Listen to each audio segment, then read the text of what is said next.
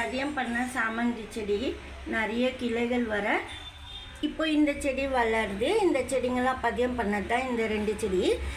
இப்போ நிறைய கிளைகள் வரணும், நிறைய பிரான்ச்சஸ் வரணும். அந்த சமயத்தில் நம்ம வந்து இந்த நுனி எல்லாம் கிள்ளி விடணும். நீங்கள் அப்போ தான் நிறைய பிரான்ச்சஸ் வரும். ஏற்கனவே நான் கிள்ளிட்டு இந்த செடி வளரும்போது ஏற்கனவே நுனி பகுதி மேல் பகுதி வந்து கொஞ்சமாக கிள்ளி விட்டேன். அதுக்கப்புறம் இந்த பிரான்ச்சஸ் வந்தது. இப்போ 2வது வாட்டியும் நம்ம கிள்ளணும். அதுபோல் கிள்ளும்போது நிறைய பிரான்ச்சஸ் வரும்.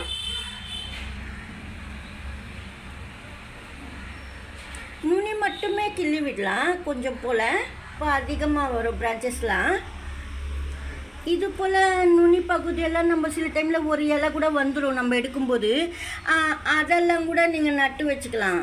இது போலவே நட்டுக்கலாம், மண்ணில் சூப்பராக வளரும். இது போல் நம்ம கிள்ளிட்டு செடிக்கு எரு கொடுக்கணும். நான் எந்த எரு கொடுக்கறதுன்னு சொல்கிறேன்.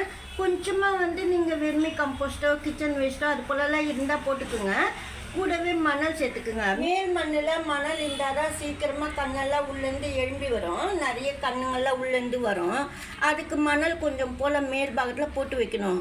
நம்ம ஏதாவது ஒரு வெர்மி கம்போஸ்ட்டோ இல்லை மாட்டு சாணம் மக்கன எருவோ நம்ம போடும்போது கவுமேனூரில் போடும்போது அதுலேயே நீங்கள் கொஞ்சமாக மணல் சேர்த்துட்டு போடலாம். அப்போ ரொம்ப நல்லா உள்ளேருந்து லூஸாகவே நிறைய எழும்பிடும் கண்ணெல்லாம். நீங்கள் ரொம்ப டைட்டாக மண் வச்சுக்கிட்டு உள்ளேருந்து செடி வரலையேன்னு நினைக்காம அது போல் தான் செய்யணும்.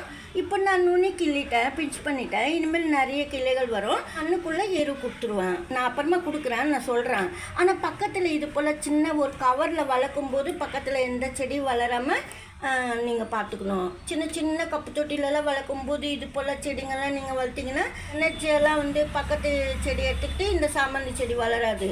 அதுக்காக ஏன்னா சின்ன சின்ன கப்பில் வளர்க்கும்போது எந்த செடி இருக்கக்கூடாது, நம்ம வளர்க்குற செடி மட்டுமே இருக்கணும் சாமந்தி செடி. இது போல் சாமந்தி செடி பராமரித்தா நிறைய கிளைகள் வரும். இந்த வீடியோவில் தான் பிடிச்சிருந்தா லைக் பண்ணுங்கள். தேங்க்ஸ் ஃபார் வாட்சிங்.